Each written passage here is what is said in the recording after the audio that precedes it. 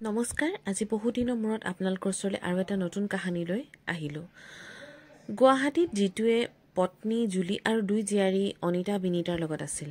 জিতুৱে auto চলাইছিল আৰু পত্নী জুলিয়ে চিলাই কাম কৰিছিল, যাৰ দ্বাৰা ঘৰখন চলিছিল। অনিতা কলেজত পঢ়িছিল আৰু বিনীতা 10ম শ্ৰেণীত। জিতুৱে নিজৰ দুই জীয়াৰীকে পঢ়া শুনাই নিজৰ ভৰিত থিয় দিবলৈ বিচাৰিছিল, যাতে তাহাঁতক এখন ভাল ঘৰলৈ উলিয়াই দিব পাৰে। অনিতা দেখা শুনাই বৰ ধুনীয়া আৰু সেইবাবে অনিতাৰ ক্লাছৰ প্ৰায় সংখ্যক ল'ৰাই অনিতাক পচন্দো কৰিছিল। অনিতা ক্লাছত কিছুদিনৰ পূৰ্বে অংকিতে এডমিশ্যন লৈছিল। অংকিত বহুত ধনী ঘৰৰ ল'ৰা আছিল। অংকিতে যেতিয়া ক্লাছত অনিতাক দেখা পালে, তেতিয়া অংকিতৰ মনত অনিতাক প্ৰাপ্ত কৰিবলৈ ইচ্ছা উপজিল। অংকিতে অনিতাৰ কথা পাতিবলৈ বহুত চেষ্টা কৰিছিল, কিন্তু অনিতাই সিমানেই উত্তৰ দিলে যি অংকিতে সুধিছিল, যাৰ দ্বাৰা অংকিতে বুজিলে যে অনিতাক নিজৰ কৰিবলৈ ইমান সহজ নহয়। আৰু অংকিতাৰ বন্ধুবৰ্গয়ো ক'লে যে অনিতা বৰ ভাল ছোৱালী, তাই এইবোৰ কথালৈ কোনো গুৰুত্বই নাই। এই কথালৈ অংকিতে বন্ধুবৰ্গৰ লগত চৰ্তও লগালে। অংকিতে অনিতাৰ সন্মুখত এটা ভাল ল'ৰা হোৱাৰ নাটক কৰিবলৈ ধৰিলে, যাৰ দ্বাৰা অনিতাৰ লগত বন্ধুত্ব গঢ়ি তুলিবই পাৰে। কিছুদিনৰ পিছত অংকিত আৰু অনিতাৰ ভাল বন্ধুত্ব সম্পৰ্ক হ'ল। অনিতাই অংকিতাক পচন্দ কৰিবলৈ ধৰিলে। লাহে লাহে অংকিত আৰু অনিতাৰ বন্ধুত্ব প্ৰেমলৈ ৰূপান্তৰিত হ'ল। যেতিয়া অনিতাই অংকিতক বিয়াৰ কথা কয়, তেতিয়াই অংকিতে থতমত খায় আৰু কয় যে কলেজৰ পঢ়া শেষ হোৱাৰ পাছত মই ঘৰত বিয়াৰ কথা ক'ম। অনিতাৰ বান্ধৱী শিখাই অংকিত আৰু অনিতাৰ সকলো কথা জানিছিল। শিখা অনিতাৰ ঘৰলৈ অহা যোৱাও আছিল। অনিতাৰ ঘৰৰ ওচৰতে এখন গেলামালৰ দোকান আছিল। সেই দোকানখন জিন্তুৰ আছিল।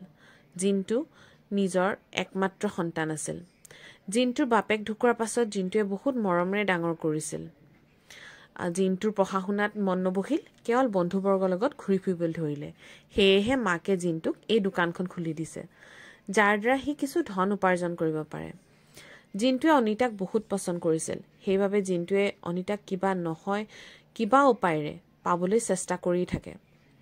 এই কথা অনিতাই বুজিছিল, কিন্তু তাই জিন্তুক দেখিব নোৱাৰিছিলে, কাৰণ সি পঢ়া শুনা নকৰা গাঁৱলীয়া সৰু দোকান চলোৱা বুলি। এদিনাখন শিখা আৰু অনিতা ঘৰলৈ আহিল আৰু দুই বান্ধৱী অনিতাৰ ঘৰৰ আগফালে বহি আছিল। জিন্তু সন্মুখেৰে নিজৰ দোকানত বহি আছিল আৰু অনিতালৈ চাই ৰৈছিল। শিখাই অনিতাক ক'লে, তোৰে ভাল, অংকিত ইমান ধনী ল'ৰা, তইতো বিয়াৰ পাছত ৰাজধানীৰ দৰে থাকিব পাৰিবি। আৰু দোকানৰ ফালে চা, তোৰ প্ৰেমিকে তোৰ ফালে চাই কিদৰে চাই আছে। তেতিয়া অনিতাই ক'লে, শিখা, তই সেই জিন্তুটোৰ নাম নলবিচোন, মই তাক একেবাৰে দেখিব নোৱাৰোঁ। অনিতাৰ কথা শুনি শিখাই ক'লে, মই তোক জোকাইছোঁহে, আগলৈ এনে ধেমালি নকৰিবি দেই শিখা। ক'ত অংকিত পঢ়া শুনা ধুনীয়া আৰু ক'ত অনাই বনাই ঘূৰি ফুৰিব পঢ়িব নজনা জিন্তু, অনিতাই ক'লে। এদিনাখন অনিতাৰ কথা আহিল আৰু নিজৰ মনত লগতে নিজৰ শৰীৰটোকো অংকিতক সঁপি দিলে। সেইদিনাৰ পাছত অংকিতে ৰূপে সলনি কৰি দিলে। অংকিতে এতিয়া অনিতাক কলেজত দেখিলেও নেমাতিছিল, তাইৰ ফোনো ৰিচিভ কৰা নাছিল। কিছুদিনৰ পাছত অনিতাই গম পালে যে তাই মাক হ'বলৈ ওলাইছে। এই কথা যেন তাই অংকিতক ক'লে, তেতিয়া অংকিতে ক'লে, তোমাৰ দৰে ছোৱালীবোৰ এনেকুৱাই হয়, তুমি আন কাৰোবাৰ পাপ মোৰ মূৰত দিব বিচাৰিছা, যোৱা ইয়াৰ পৰা আৰু কেতিয়াও নিজৰ মুখখন নেদেখুৱাবা। অনিতাই অংকিতক বুজাবলৈ ধৰিলে, সি তাইক ঠগিলে। এতিয়া অনিতাই কি কৰিব? অনিতাৰ ওচৰত একো বাট নাছিল। তাই আত্মহত্যা কৰাৰ কথা ভাবিলে। সেইদিনাই ৰাতি অনিতাই টোপনি ঔষধ খালে। অনিতাৰ ভনীয়ে শিখাই খিৰিকীৰ ফালৰ পৰা দেখিলে যে টোপনিৰ ঔষধৰ বটলত পৰি আছে আৰু বহুত টোপনিৰ ঔষধ তলতো পৰি আছে। শিখাই মাক দেউতাকক মাতি দিলে আৰু অনিতাক হস্পিটেল লৈ গ'ল। ডক্তৰে অনিতাৰ জীৱনটোতো ৰক্ষা কৰিলে আৰু ঘৰত অনিতা আৰু অংকিতৰ সম্বন্ধৰ কথা সকলোৱে জানিলে। এই কথালৈ অনিতাৰ মাক দেউতাকে একো বুজি পোৱা নাছিল। অনিতাৰ দেউতাকে অংকিত আৰু অংকিতৰ দেউতাকৰ লগত কথা পাতিবলৈ অংকিতৰ ঘৰলৈ গ'ল, কিন্তু অংকিত আৰু অংকিতৰ দেউতাকে অনিতাৰ দেউতাকক বহুত অপমান কৰিলে আৰু ক'লে, তোমালোকৰ দৰে দৰিদ্ৰ লোকে ধনী লোকক এনেকৈ জালত পেলায়। এতিয়া অনিতা আৰু অনিতাৰ মাক দেউতাকৰ সন্মুখত অন্য কোনো ৰাস্তাই নাছিল, কাৰণ সমাজত বদনামী হোৱাৰ ভয়তে অনিতাৰ গৰ্ভপাত কৰি দিলে আৰু সোনকালেই দৰা বিচাৰিবলৈ ধৰিলে। কিছুদিনৰ পাছত অনিতাৰ বিবাহ প্ৰকাশৰ লগতেই ঠিক হ'ল। কিন্তু বিয়াৰ দিনা প্ৰকাশলৈ কোনোবাই ফোন কৰিলে আৰু অনিতা আৰু অংকিতৰ সম্বন্ধৰ কথা সকলো কথা ক'লে। তেতিয়া প্ৰকাশে বিয়া নাপাতি দৰা হৈ ঘূৰি গ'ল আৰু সকলো সম্বন্ধীয়েও গুচি গ'ল। তেতিয়া অনিতাৰ মাক দেউতাকে ভনীয়েকক বহি লৈ কান্দি আছিল। সেই সময়তে জিন্তু আহিল আৰু সি অনিতাৰ মাক দেউতাকক ক'লে, আপুনি অনিতাক মোলে বিয়া দিবনে? মই অনিতাক বহুত ভাল পাওঁ। অনিতাৰ দেউতাকে তৎক্ষণাতে জিন্তুৰ কথা মানি ল'লে। অনিতাৰ বিবাহ জিন্তুৰ লগত হৈ গ'ল। কিন্তু অনিতা একেবাৰেই সুখী হোৱা নাছিল, কাৰণ তাই জিন্তুক একেবাৰেই পচন্দ কৰা নাছিল। আজি সেই জিন্তুৱে তাইৰ শিৰত সেন্দুৰ হৈ ৰ'ল আৰু অনিতাই ভাবিলে, ক'ত জিন্তুৱে মোৰ দৰে ছোৱালী পালে হয়। সি মোৰ দুৰ্বলতাৰ সুযোগ উঠালে। সেই সময়তে জিন্তু কোঠালৈ সোমাই আহিল। অনিতাৰ ওপৰত বহুত খং আছিল। জিন্তুৱে ক'লে, তই মোৰ দুৰ্বলতাৰ বহুত ডাঙৰ সুযোগ ল'লি। জিন্তু, তই মোক শিৰত সেন্দুৰ পিন্ধালি বুলিয়েই তই মোৰ স্বামী হলি বুলি নাভাবিবি। জিন্তুৱে একোকে নামাতিলে আৰু মনে মনে বিচনাৰ পৰা গাৰু এটালৈ পকাত শুই থাকিল। অনিতাই ভাবিলে, জিন্তুৰ লগত বিয়া হোৱাতকৈ তাই মৰি যোৱাই ভাল আছিল। মাক দেউতাক সকলোৰে লগত মোৰ সম্বন্ধ শেষ হ'ল আৰু অংকিতে মোৰ জীৱনটো ধ্বংস কৰি দিলে। মই ক'ত কিমান সপোন দেখিছিলোঁ, সকলো ভাঙি গ'ল। বিয়াৰ পিছদিনাৰ পৰাই অনিতাই শিৰত সেন্দুৰ মোহাৰি দিলে।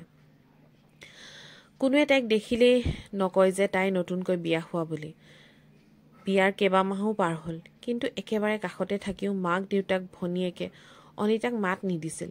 সকলোৱে তাইক বেয়া পাইছিল আৰু কেতিয়াও অনিতাই জিন্তুক নিজৰ কাষলৈ আহিবলৈ দিয়া নাছিল আৰু জিন্তুক নিজৰ স্বামীৰূপে স্বীকাৰো কৰা নাছিল। কিন্তু এই কথাতে জিন্তু সুখী আছিল যে অনিতা কেৱল এতিয়া তাৰ পত্নী বুলি। এদিনাখন অংকিতে অনিতালৈ ফোন কৰিলে। অনিতাই ফোনটো ৰিচিভ নকৰাত তাইলৈ ধমকেৰে মেছেজ দিলে যে তই যদি অংকিতক লগ কৰিবলৈ নাযায় তেন্তে তাইৰ কিছুমান ভিডিঅ' অংকিতৰ লগত আছে আৰু সেইবোৰ সি ভাইৰেল কৰি দিব। তেতিয়া অনিতা চিন্তিত হ'ল আৰু সেইবাবে পিছদিনাই তাই অংকিতক লগ কৰিবলৈ মান্তি হ'ল। অনিতাই গোটেই নিশাটো চিন্তাতে শুব নোৱাৰিলে। জিন্তুৱে সুধিলতো একো নক'লে। পাছদিনা পুৱা অনিতা যাবলৈ ওলাল। জিন্তুৱে সুধিলত ক'লে যে শিখাৰ ঘৰলৈ যাওঁ।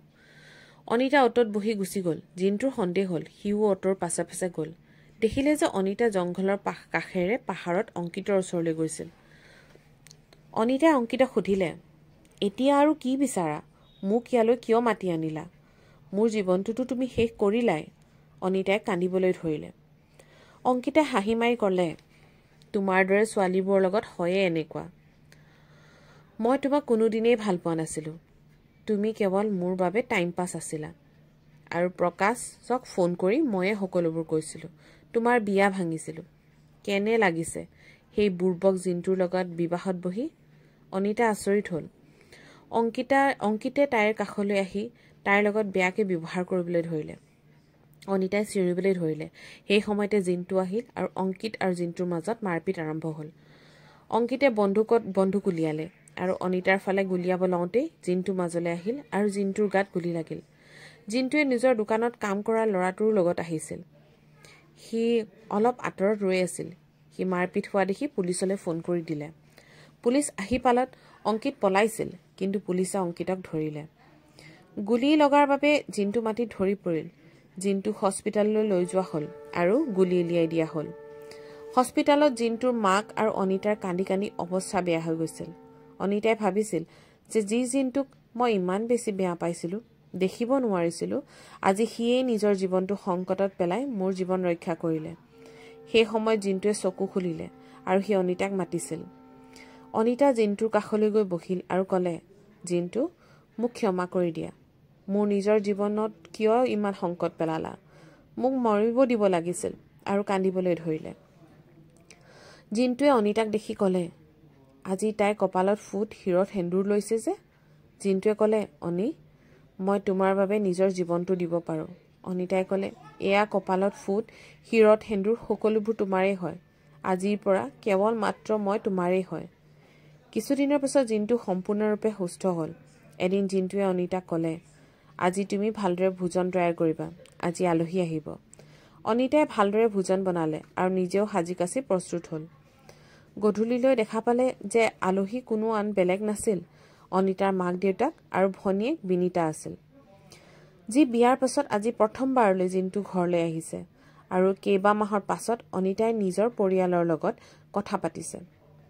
এই সকলোবোৰ জিন্তুৰ বাবে সম্ভৱ হৈ ৰ'ল। জিন্তুৱে অনিতাৰ মাক দেউতাকক বুজাব পাৰিছিল আৰু এতিয়া অনিতাই জিন্তুক নিজৰ স্বামী ৰূপে গ্ৰহণ কৰিলে আৰু অনিতাই নিজৰ বাকী ৰোৱা পঢ়াখিনি সম্পূৰ্ণ কৰিবলৈ চেষ্টা কৰিলে আৰু লগতে জিন্তুৱেও পঢ়া শুনা কৰিবলৈ আৰম্ভ কৰি দিলে।